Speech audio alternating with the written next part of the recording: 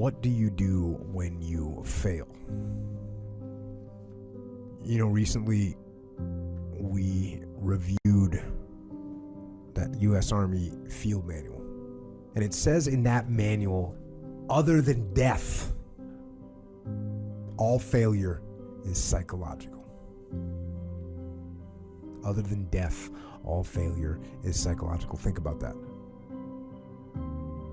Just think about that. This failure, this upset, this catastrophe. If you aren't dead, then it's just psychological. It's in your head. Now, this does not mean that you won't lose some battles, because you will. We all will. But it does mean that as long as you don't surrender, as long as you don't give up, as long as you don't quit, then you haven't failed. It just means you've made a temporary tactical retreat. It means you've made a brief withdrawal so that you can regroup and reattack. So, as far as I'm concerned, if you get beat, unless you're dead, you are not defeated. And you have not failed. What you've done is you've learned. You've gained experience. And you're still alive. And you have memories to make. So get up and go get after it. Just because you failed doesn't make you a failure. And when life hits you, you just gotta keep licking. You gotta keep going. Just don't quit, all right?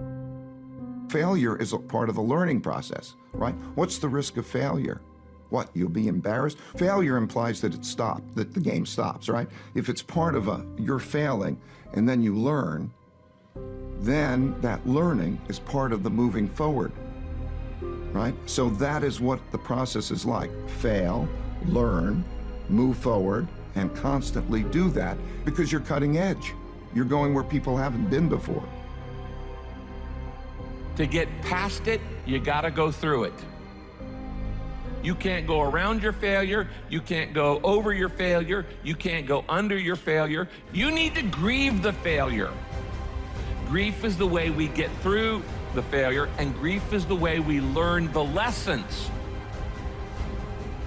Success is merely the hangover of failure. And that failure is an essential ingredient in creating a learning atmosphere for you so that you can accrue those learnings, those small incremental steps of failure, and collect enough learning so that you can arrive at success. You're going to fail, and that's okay, because you know what? You know down deep inside of all of you, that's how you learn. The person who's standing at the end with their hand raised isn't the person with all the genetics. It isn't the person with the most potential.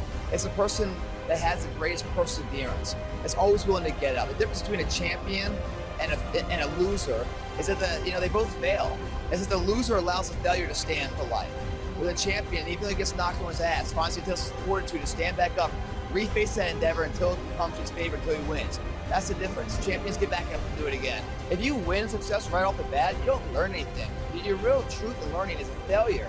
And when you go after an endeavor and you fall on your ass and you fail, and then you get back up and you reface it, and then you become successful, that's some sweet victory right there. So all these things in life, even the failures, create who you are today.